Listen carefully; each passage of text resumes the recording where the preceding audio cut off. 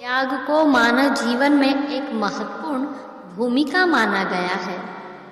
यहाँ तक कि सांस लेने के लिए भी पहले हमें पहली सांस छोड़नी पड़ती है। त्याग केवल एक क्रिया नहीं है, बल्कि यह एक भावना है। यह हमें सांसारिक मोहों से अलग करने के साथ साथ हमारे व्यक्तित्व के निर्माण में भी निर्णायक बन जाता है। कई बार प्राप्ति से नहीं, बल्कि आपके त्याग से आपके जीवन का मूल्यांकन किया जाता है। माना कि जीवन में पाने के लिए बहुत कुछ है, मगर इतना ही पर्याप्त नहीं, क्योंकि यहाँ होने को भी बहुत कुछ है। बहुत चीज़ें जीवन में अवश्य प्राप्त कर लेनी चाहिए, मगर बहुत सी चीज़ें जीवन में त्याग भी देना चाहिए। प्राप्ति ही जीवन की चुनौती नहीं, त्याग भी जीवन के लिए एक चुनौती है।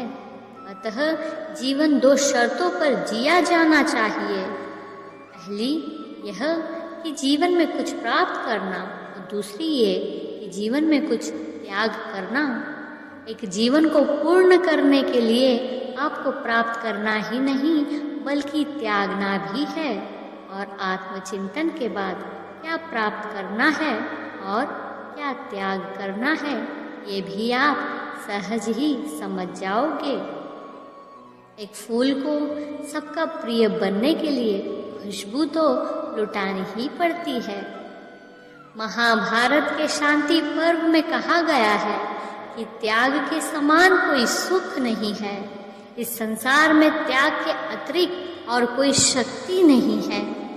मनुष्य ही ईश्वर को भी बिना त्याग के यश और वैभव प्राप्त नहीं हुई। ऐसे त्याग के प्रतीक के रूप में भगवान श्री राम का नाम सर्वोपरि माना जाता है। अपने पिता की आज्ञा मानकर भगवान राम ने महल छोड़कर वन को तरजीह दी। वनवास में कदम रखने से पहले वे केवल राम थे, लेकिन अपने वनवास के पूरे होने के बाद उन्हें मर्यादा पुरुषोत्तम के रूप में सम्मानित किया गया।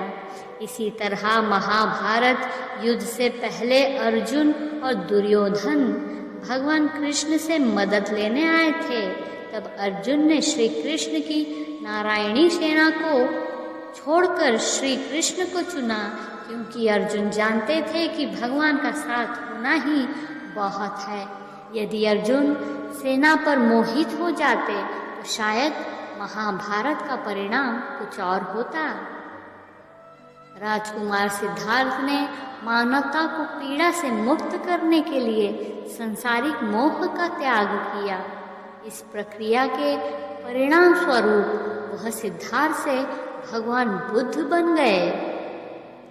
वास्तव में जो व्यक्ति दूसरों के हित में अपने सुखों का त्याग कर सकता है, वही साधारण मनुष्य से ऊपर उठकर एक महामानव बनता है। ऐसे महामानव ही समाज, देश और सृष्टि के कल्याण का निमित्त बनते हैं।